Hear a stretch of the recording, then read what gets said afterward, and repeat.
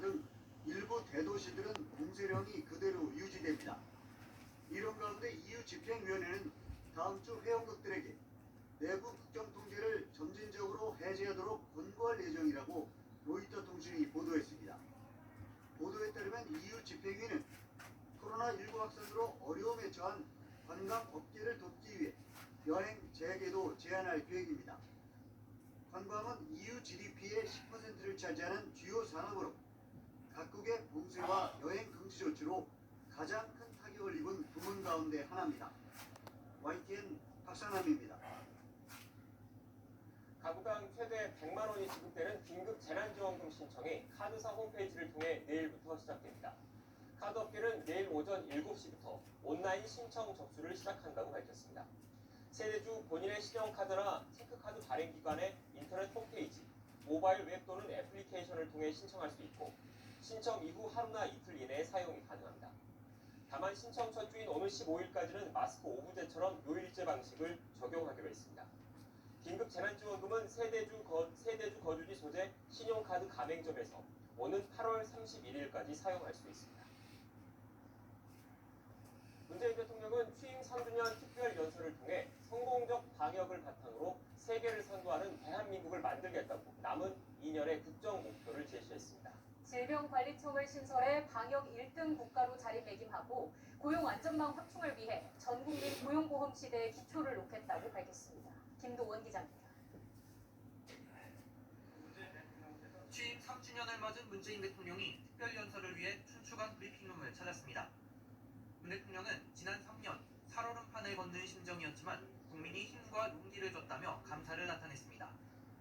지금은 코로나19로 전례 없는 위기가 오고 있다면서 국민과 함께 정면 돌파하겠다고 각오를 다졌습니다. 저는 남은 임기 동안 국민과 함께 공당 극복에 매진하면서 위기를 기회로 바꾸는 데 전력을 다하겠습니다. 세계를 선도하는 대한민국의 길을 열어나가겠습니다. 이를 위해 문 대통령은 4가지 방향을 제시했습니다. 포스트 코로나 시대를 개척하기 위한 선도형 경제, 고용 안전망 강화를 위한 전국민 고용보험 추진을 먼저 꼽았습니다. 일자리 창출을 위한 한국판 뉴딜을 실시하고 인간 안보를 중심으로 국제협력을 선도한다는 구상도 밝혔습니다. 우리가 다루고 싶었던 나라들이 우리를 배우기 시작했습니다. 우리가 표준이 되고 우리가 세계가 되었습니다. 방역체계는 더욱 보강해 확실한 1등 국가가 되겠다고 말했습니다. 질병관리본부를 질병관리청으로 승격시켜 전문성을 강화하고 보건복지부 복수차관제를 도입해 보건과 복지 분야를 분담한다는 계획입니다. 이번 연설은 22분 동안 이뤄졌으며 방역을 위해 기자들은 문진표 제출, 발열 점검을 받고 거리 두기를 위해 좌석도 지그재그로 떨어져 배치됐습니다. 이태원 클럽 집단 감염을 언급하며 문 대통령은 우리가 아직 코로나 이전으로 돌아간 게 아니라고 강조했습니다. 마지막까지 방역 수칙을 지켜 방역과 일상의 공존에 성공하도록 힘을 모으자는 당부입니다. YTN 김도원입니다. 문 대통령의 취임 3주년 대국민 특별연설에선 남북관계 구상의 비중은 단 한 문장으로 축소됐습니다. 문 대통령은 남북미 간 소통이 원활하진 않아도 진행되고 있다면서 코로나19 상황이 진정되면 본격적으로 대화하고 설득하겠다고 강조했습니다. 보도에 신호 기자입니다. 주요 연설 때마다 남북관계의 큰 방향을 제시하며 한반도 평화 프로세스를 강조해온 문재인 대통령. 이번에는 이례적으로 남북관계에 대한 언급을 단 한 줄만 내놓았습니다. 남과 북도 인간 안보에 협력하여 하나의 생명 공동체가 되고 평화 공동체로 나아가길 희망합니다. 연설이 끝난 뒤 질의응답에서 보다 구체적인 설명이 이어졌습니다.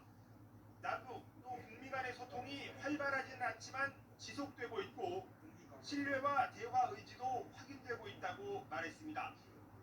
그렇지만 남북 대화보다 앞자리에 놨던 북미 대화가 부진했고 11월 대선을 앞둔 미국의 정치 일정을 보면 언제 성과가 나올지도 미지수라고 진단했습니다. 지금은 안보리 제재와 무관하거나 예외적으로 승인받을 수 있는 사업을 남북이 스스로 찾아서 해보자면서 올해 신년사부터 밝힌 남북관계 운신의 폭 제안을 이어갔습니다. 코로나19 방역 협력과 비무장지대에서의 가축 방역 공조, 철도 연결, 개별 관광, 실향민 고향 방문 등 앞서 제안한 것들이 여전히 유효하다고 강조했습니다. 문 대통령은 북측이 아직 호응하지 않았고 코로나19 상황 때문에도 어려움이 있을 것으로 생각한다고 말했습니다. 북한에 우리가 계속해서 도청만 할 수 있는 상황은 아니라고 생각하고 이 코로나 상황이 진정되는 대로 우리의 제안이 북한에 의해서 받아들여지도록 지속적으로 대화하고 설득해 나갈 예정입니다. 코로나19 방역과 경제협력 제안에 북측이 호응할 경우 다음 달 6.15 남북공동선언 20주년이나 6.25 전쟁 70주년이 문 대통령의 진전된 남북관계 구상이 제시되는 계기가 될 수 있을 것으로 전망됩니다. YTN 신호입니다. 문재인 대통령의 3주년 특별 연설과 관련해서 더불어민주당은 문재인 정부와 함께 국민을 지키는 데 힘쓰겠다는 입장을 밝혔습니다. 반면 미래통합당은 경제 위기에 대한 솔직한 반성과 평가가 없었다고 비판했습니다. 문재인 대통령이 국회에 협조를 당부한 고용보험제 확대와 취업지원제도 논의가 어떻게 진행될지도 관심입니다. 국회 취재기자 연결합니다. 김대근 기자. 네, 국회입니다. 네, 오늘 문재인 대통령 연설에 대한 여야 반응 정리해 주시죠. 네, 더불어민주당은 문재인 정부와 함께 코로나19 위기를 극복하고 국민을 지키겠다고 말했습니다. 허인정 대변인은 논평에서 문재인 대통령의 연설 내용처럼 위기는 끝나지 않았고 바이러스와의 싸움, 경제위기, 고용과 노동의 문제 등 여러 과제가 앞에 놓여 있다며 이같이 말했습니다. 또 지난 총선에서 국민이 민주당과 문재인 정부에 힘을 실어준 것은 국민의 삶을 보증을 하는 명령이라며 국민의 평범한 일상을 지켜내는 21대 국회를 만들겠다고 다짐했습니다. 문 대통령이 추진을 약속한 질병관리청 승격, 감염병 전문병원 신설과 전국민 고용보험 사각지대 해소 같은 고용안전망을 강화하는 노력은 물론 한국형 뉴딜과 남북 평화공동체를 위한 입법, 정책적 협업에도 힘쓰겠다고 강조했습니다. 반면 미래통합당은 경제위기에 대한 솔직한 평가와 반성이 없다고 지적했습니다. 통합당 김성원 대변인은 논평에서 대통령이 엄중한 경제 상황을 인식하고 있는 건 다행이지만 우리 경제는 코로나19 사태 이전부터 이미 위기 국면에 들어서고 있었다며 이같이 말했습니다. 또 코로나19 위기 대응책에 대해서도 언발의 오줌 누기에 불과한 추경 외에 장기적이고 근본적인 대책이 필요하다고 강조했습니다. 그러면서 최근 북한의 미사일 도발과 GP 총격에 대해서는 언급하지 않은 채 남북이 할 수 있는 일을 하자는 의지를 보였다며 아직 문재인 정부가 남북 관계와 관련해 제대로 현실 인식을 하지 못한 것으로 보인다고 비판했습니다. 잠깐 언급한 것처럼 문재인 대통령은 오늘 연설에서 전 국민 고용보험제 기초를 높였다 이렇게 말했습니다. 취업지원제도를 거론하면서 국회에 협조를 당부하기도 했는데 이와 관련한 반응은 나왔습니까? 네, 민주당은 고용보험 대상을 전 국민으로 확대하는 건 어렵지만 사각지대를 없애기 위해서 최대한 노력하겠다는 입장입니다. 김태년 신임 원내대표는 오늘 국회에서 기자들을 만나 현재 경제활동 인구 가운데 1,500만 명 정도가 고용보험에 가입되어 있지 않다며 고용 안정성 유지를 위해 대상을 점차 확대할 필요가 있다고 말했습니다. 다만 현실적으로 한꺼번에 추진하는 건 대단히 힘들다고 지적하기도 했는데요. 그런 만큼 최대한 대상을 확대하는 방향을 향해 나아가겠다며 국회에 발의되어 있는 관련 법안을 5월 중에 야당과 충분히 협의해 조금이라도 더 많은 국민이 혜택을 보게 하겠다고 말했습니다. 또 대통령이 협조를 요청한 국민 취업 지원 제도와 관련한 법안도 5월 안에 야당과 협의를 거쳐 처리할 생각이라고 말했습니다. 고용보험 대상 확대와 관련해 현재 국회에는 2018년 11월 한정혜 의원이 발의한 법안이 상임위에 계류 중입니다. 고용보험 대상을 특수고용 노동자와 문화 예술 플랫폼 노동자 등으로 확대하는 내용입니다. 또 국민 취업 지원 제도와 관련해서는 지난해 정부가 발의한 법안이 국회 환경노동위원회에 계류 중입니다. 미래통합당은 부정적인 입장입니다. 통합당 김성원 대변인은 논평에서 고용보험 대상 확대와 국민 취업 지원 제도와 관련해 대통령이 재정 건전성을 언급하지 않았다고 지적했습니다. 또 국회에서 심도 있는 논의가 필요한데도 조속한 처리를 주장하며 가이드라인을 제시한 건 적절치 않다는 입장입니다. 5월 안에 협의할 수 있는 만큼 하자는 민주당과 재원 문제 등을 거론하며 비판하며 부정적인 통합당. 대통령이 말한 대로 고용보험 사각지대 해소와 국민 취업 지원 제도 등 코로나19 위기 대응을 위한 국회 협조가 원활히 이루어질 수 있을지 주목됩니다. 지금까지 국회에서 YTN 김대규입니다. 삼성 경영권 승계 의혹을 수사해온 검찰이 이번 주 이재용 삼성전자 부회장을 소환해 조사합니다. 서울중앙지검 경제범죄형사부는 이 부회장에게 배임과 자본시장법 위반 등의 혐의로 피고발인이자 피의자 신분으로 조사를 받으라고 통보한 상태입니다.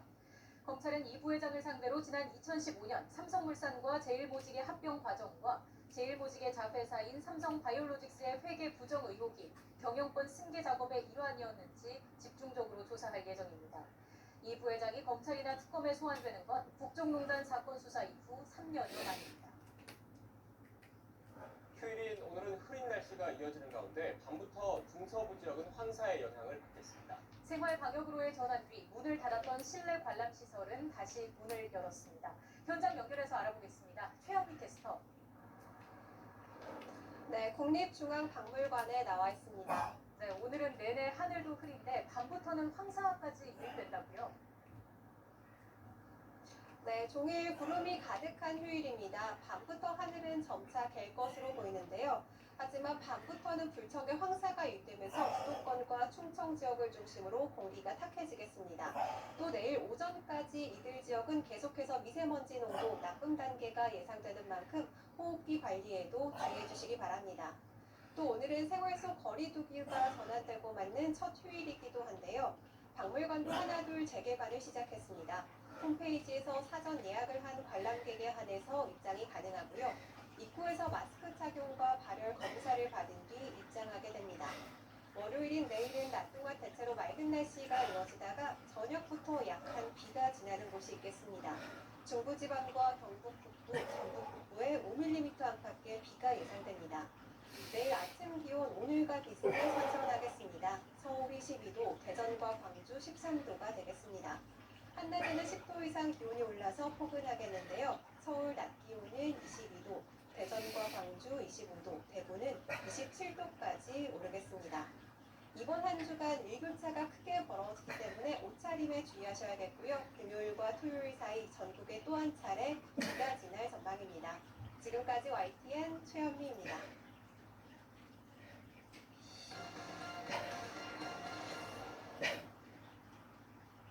지금의 위기를 새로운 기회와 발전의 원동력으로 삼겠다. 우리의 목표는 세계를 선도하는 대한민국이다. 오늘 취임 3주년을 맞은 문재인 대통령이 대국민 연설을 통해서 밝힌 내용입니다. 문 대통령의 포스트 코로나 부상, 최진 대통령 리더십 연구원장 그리고 배종찬 인사이트K 연구소장과 함께 살펴보겠습니다. 어서 오십시오. 네, 안녕하십니까.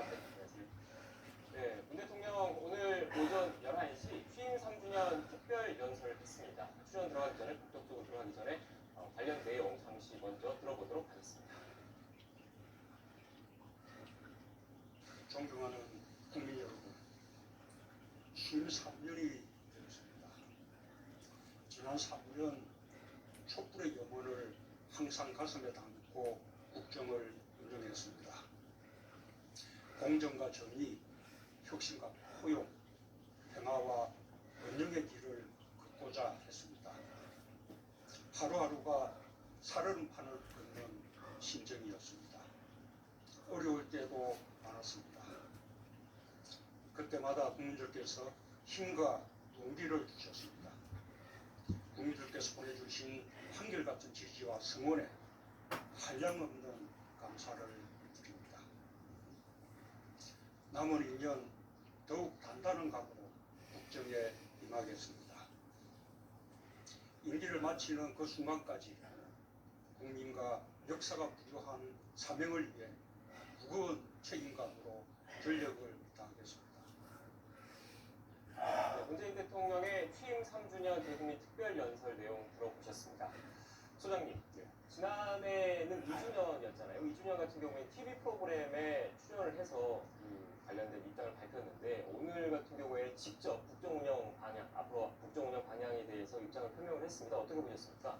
우선 대통령이 어떤 강한 자신감의 발로라고 봅니다. 네. 아시다시피 그 힘든 코로나를 성공적으로 또 극복을 하고 해가고 있고 거기다 이제 총선도 여당이 앞서고 있지 않습니까? 네. 그렇기 때문에 대통령 입장에서는 좀 더 여유 있고 편안한 자세, 국민과 한번 대화를 쌍방울 대화를 해볼 그럴 아마 마음을 갖고 나왔다고 봅니다. 실제로 이제 발언 내용들 보면 과거에 볼 수 없었던 표현들이 많이 듭니다. 네. 세계 속의 대한민국이라든지 세계를 선도한다라든지 이 어떤 반역 1등 국가라든지 그래서 글로벌 어떤 코리아에 대한 자신감 뭐 이런 부분들이 물씬 묻어 나오고 있거든요. 네.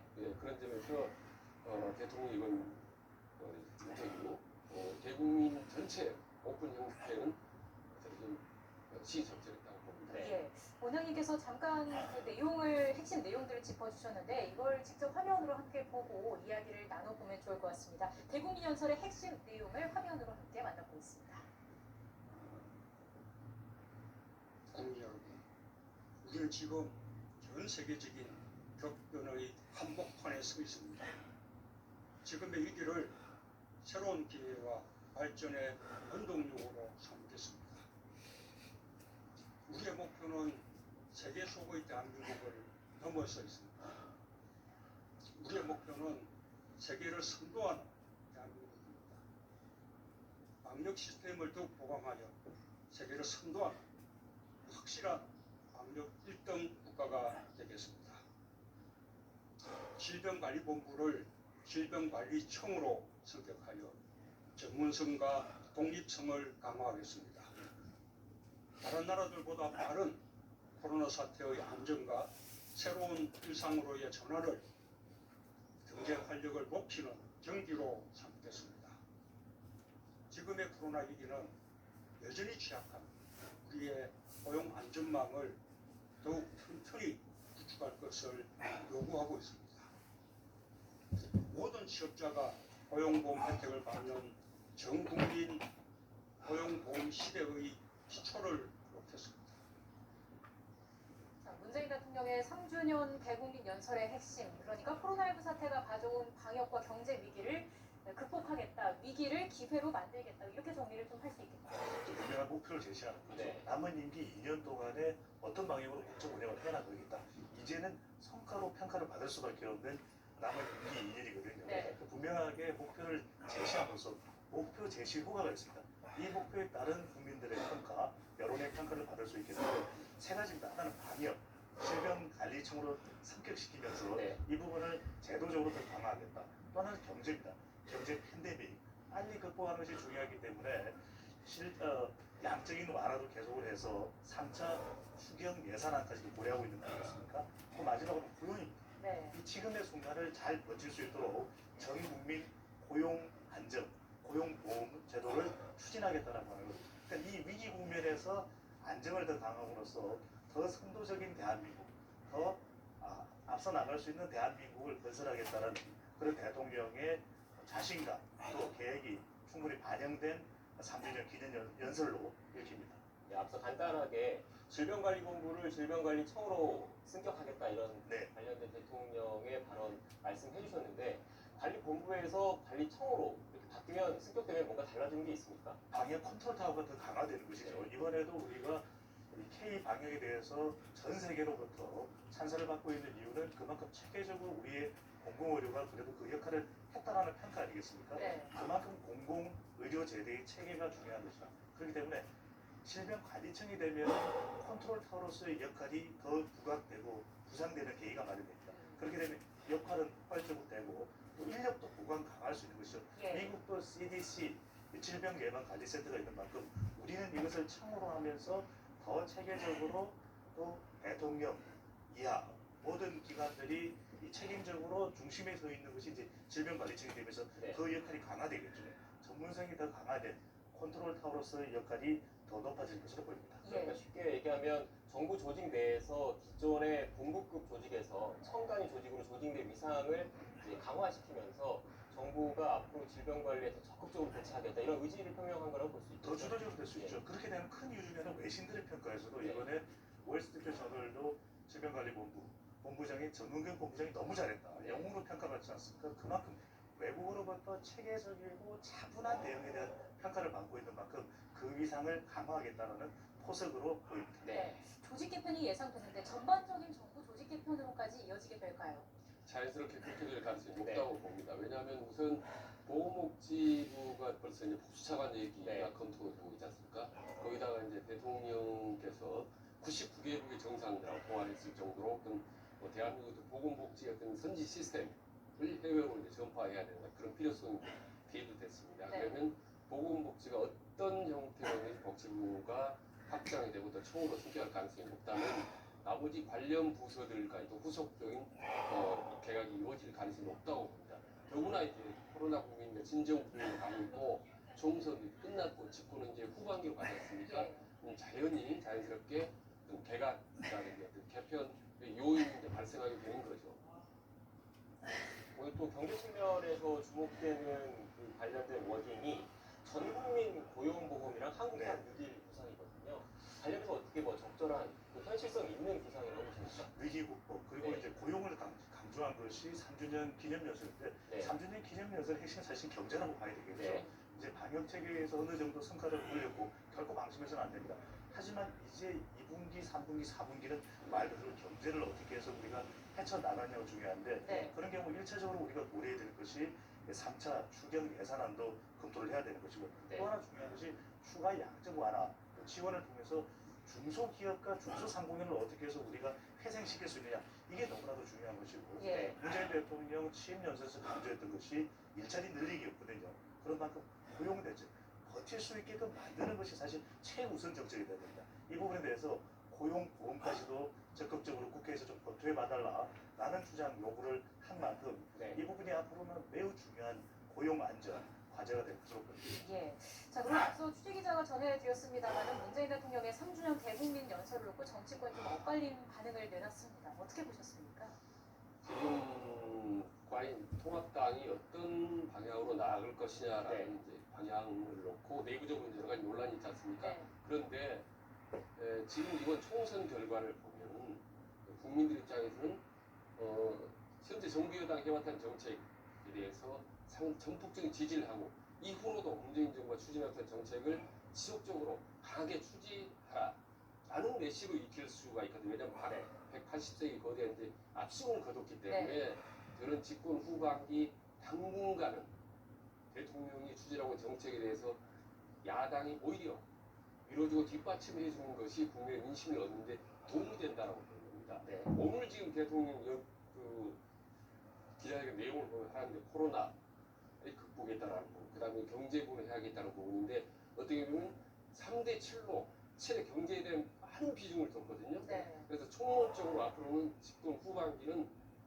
경제 부분에 올인하겠다라는 그런 메시지를 던졌기 때문에 야당의 입장에서도 강론적으로 이견이 있을 수는 있지만 총론적으로는 적극적으로 지지하고 밀어주고 그다음에 이제 문제가 있는 부분은 지적하는 것이 야당으로서는 옳다고 보고요.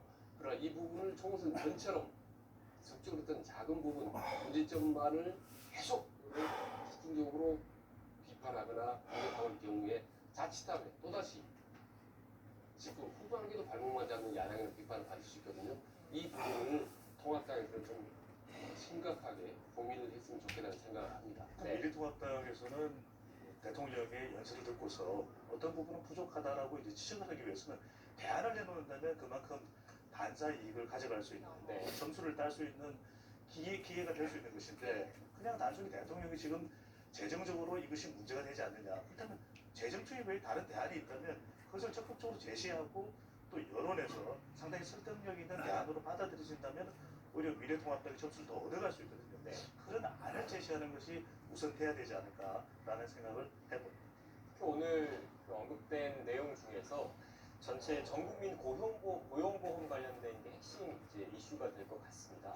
앞으로 국회 차원의 협조를 당부한다는 대통령의 언급도 있었는데 앞서 저희 취재 기자가 얘기도 했지만 여야 간에 이견이 좀 있는 상태이거든요. 어떻게 진행될 모습입니까? 일단 이 법안, 이 제도의 어떤 당위성, 필요성의 부분은 저는 정부 여당 입장에서는 공감대가 이루어진 것 같고 야당도 총론적인 부분은 동의할 거라고 봅니다. 아마 이제 재정의 어떤 부족물, 보충 문제 이런 부분에 대해서는 이견이 있을 수가 있죠. 지적이 있을 수가 있겠죠. 이런 부분은 총론적인 부분은 동의를 한다면 야당이 어떤 형태로든지 좀 도와주는 방향으로 가야 된다고 보는 거고 하나 이제 보면 취업 지원제도 같은 경우 있지 않습니까? 네.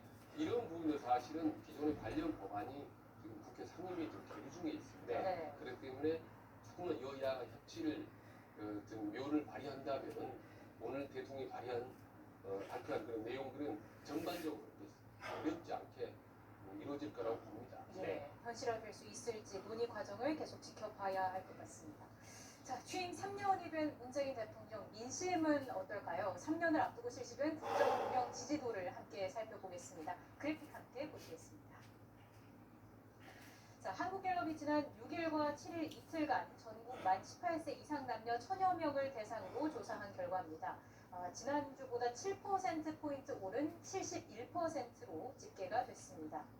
자, 세부적으로 좀 볼까요? 보면은 60대 이상을 포함해서 모든 연령대에서 긍정평가가 부정평가를 앞섰고요. 정치 성향별로 나누어서 분석한 결과에서도 보수층에서도 긍정 답변이 더 많이 나온 것으로 집계가 됐습니다. 보면 1년 10개월 만에 최고치를 기록한 건데 계속해서 2월 넷째 주 이후에 10주 연속으로 상승하고 있습니다. 네. 그 배경을 어떻게 봐야 될까요? 대세 현상이죠. 네. 코로나19에 대한 대응은 이념의 문제가 아니거든요. 네. 중도층에서 대통령 잘하고 있다고 지금 기울어져 있는 그런 결과가 그대로 지지율에 반영이 되고 있는 것으로 나타나고 있습니다. 네. 옆에 이미 한 3년차, 4년차 대통령들을 보면 주로 경제, 북한, 그리고 공약에 대한 영향을 많이 받거든요. 공약도 실천된 게 없고 네. 경제도 상황이 안 좋고 북한과도 다프 상태고 이러다 보면 대통령 지지율이 결국 좋을 리가 없거든요. 그러니까 3주년 기념 기자회견 이런 거 왜 하냐. 그리고 국민들도 관심 안 가지는 경우들이 많은데 네. 이번의 경우에는 코로나19가 문재인 대통령의 지지율 상승에 결정적이었다. 코로나19는 인연과 지역과 세대에 구분이 있을 수가 없는 것이거든요. 네. 얼마만큼 대통령이 대응을 잘하고 있는가. 그래서 2월 말과 3월 초는 상황이 안 좋았습니다. 대구, 경북의 확진자도 늘어났고 네. 3월 중순 이후에는 너무나 많은 외국으로부터 이 청와대에 전화가 왔기 때문에 전화통 옆에 소화기를 둬야 된다고 할 이야기가 있을 정도로 그만큼 불통이 났습니다. 그런 만큼 대통령의 코로나19에 대한 이 태도, 리더십의 평가를 받으면서 대통령 지지율은 상승 추세로 계속 올라가고 있는 것이고 역대 대통령 중에 그 누구도 이 87년 직선제 개헌이 88년도부터 계속해서 대통령 지지율이 측정됐는데 네. 임기 3, 4년 차에 70%대 지지율 아무도 없습니다. 그러니까 이건 일종의 대세 현상이기 때문에 지금 이것은 1차적으로는 코로나19 대응 네. 그리고 총선의 승리도 컨벤션 효과를 영향했고요. 마지막으로는 긴급 재난지원금도 한 방 거들었습니다.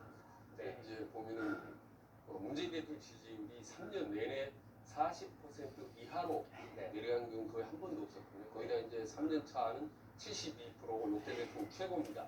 근데 흔히 역대 대통령 중에 콘크리트 지지율을 가지고 있는 사람은 김대중, 그다음 노무현, 박근혜를 꼽는데 네. 사실 재임 중에 콘크리트 지지율은 압도적인 1위는 문재인 대통령을 확실하게 네. 자리에 붙인 거죠. 네. 근데 이렇게까지 3년 차에 좀 지지율이 높은 이유는 과거 문재인 대통령 집권 3년 동안에 대한 평가가 아니라 네. 앞으로 남은 2년에 대한 강력한 기대심리에 대한 발동이라고 봅니다.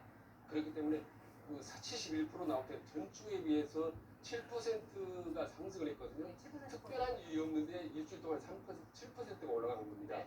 이거는 현재 그리고 앞으로 대통령이 정말 제발 정말 잘해줍시다 하는 강력한 국민들의 어떤 바람, 희망 사항이 투영된 결과라고 봅니다. 근데 대통령에 대한 보통 기대감은 1, 2년 되면 사라지게 되거든요. 네. 그런데 문재인 대통령은 계속해서 기대감으로서 지지층들이 결집하고 있는 현상, 역대 대통령으로서 사실 볼 수가 없었던 현상인데 예. 올 초만 하더라도 대통령의 경제, 또 북한, 또 공약, 공공개 검찰 관련해서 평가를 하려고 드는 그런 유권자의 반응이 있긴 했습니다. 하지만 네. 이 코로나19에 있으면서 역대 대통령과는 전혀 다른 국면이 만들어진 것입니다. 네. 여전히 코로나19가 다른 외국과 비교되면서 문재인 대통령의 지지율이 성과에 대한 평가가 아니라 기대감에 대한 평가가 지금 이루어지고 있는데 조금 이제 최진 교수님과는 의견이 좀 저는 다른 부분은 앞으로 남은 2년 동안은 이 성과에 대한 평가도 분명히 있을 것으로 전망됩니다. 네, 예. 두 분 다 역대 대통령의 지지율에 대해서 언급을 하셨는데 구체적인 자료를 보면서 다시 한번 짚어보도록 하겠습니다. 집권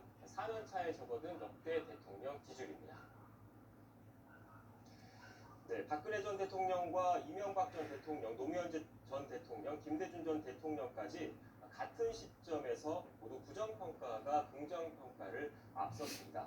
김영삼 전 대통령은 유일하게 긍정평가가 우세했는데 국정수행 지지율은 41%에 그쳤습니다.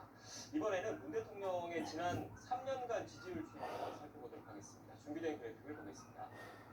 네, 문재인 대통령의 취임 1년 시점 국정 지지도는 83%로 역대 대통령 가운데 가장 높았지만 취임 2주년에는 45%로 떨어졌습니다. 보시는 것처럼요. 근데 다시 취임 3주년에 들어서 70%를 넘어서면서 크게 반등을 했습니다. 앞서 말씀하신 것처럼 취임 2주년에서 3주년 넘어갈 때 45%에서 71%로 올라갔다는 게 코로나19 대응과 관련된 게 가장 큰 영향으로 볼 수 있겠습니까? 지금은 그렇죠. 지금은 이제 코로나19 대응이 중도층이 대통령 지지로 기울어져 있는 상태거든요. 네. 역대 대통령을 보더라도 지지율이 고공행진을 한다는 것은 두 가지 이점이 반드시 따라와줘야 돼요. 네. 지지층인 진보뿐만 아니라 중도층까지도 대통령 잘하고 있다 이렇게 평가를 하고 있는 것이고 네. 심지어 이 대세 현상에 보수층까지 올라타는 현상으로 나타나고 있거든요. 대통령이 지난 2018년에 지지율이 저렇게 올라갔던 것은 바로 북한 효과입니다. 네. 북한 효과가 4월 판문점 선언 이후부터 9월까지 계속 이어지지 않았습니까? 이 사이에 지방선거가 있었고 사실 대통령 지지율이 열일을 했다는 평가를 받았던 만큼 예. 이번 총선에서도 여당이 앞서가는 근본 원인은 원권 대통령 지지율이 가장 큰 기여를 했던 것으로 분석할 수 있는 것이죠. 그럼 그 집권 4년 차에 접어든 시기에 모든 연령대에서 또 정치 성향이 다른 층에서도 긍정평가가 우세한 거는 이건 역시도 좀 드문 사례라고 볼 수 있겠습니까? 드문 사례죠. 북한과 관련해서 우리가 관계가 가까워지고 있다는 것, 어떤 세대, 어떤 지역, 어떤 이념이 반대하겠습니까? 평화라고 하는 것이 강조되기 때문에 대통령 3주년 기념연설에도 포함되어 있는 핵심 키워드는 공정, 또 평화, 또 이런 것들 아니겠습니까? 이런 것들이 들어가 있기 때문에 이 평화와 관련된 이슈도 각광을 받을 수밖에 없었던 것이고 네. 이번에 코로나19와 관련된 내용도 이건 연령 부분이 있을 수가 없는 것이거든요. 지역 부분도 있을 수가 없는 것이고 그런 만큼 대세적으로 대통령 지지율이 상승할 수 있는 원인이 될 것으로 추리할 수 있겠습니다. 네. 주제를 좀 바꿔서 정치권 국회 이야기를 좀 한번 해보도록 하겠습니다. 얼마 전에 여야의 새 원내사령탑, 원내대표가 차례대로 결정이 됐습니다. 김태년 새 원내대표 같은 경우에는 당선된 뒤에 문희상 국회의장과 면담을 가지고 일하는 국회를 만들겠다 이런 의지를 피력을 했는데요. 어떻게 보셨습니까? 뭐 일하는 국회 예. 참 너무나 듣기 좋은 얘기죠. 아시다시피 20대 국회는 동물 국회, 심지어는 이제 식물 국회란 말을 들었지 않습니까? 그래서 네. 21국회 때는 이번 국회 때는 제발 좀 인간 국회가 되달라 이런 얘기가 있지 않습니까? 그래서 인간과 동물의 차이가 사실 타협 협상을 하느냐 마느냐 있었는데 네. 그래서 20대 국회 때는 거의 협상이 없이 오직 투쟁 대 투쟁, 강 대 강의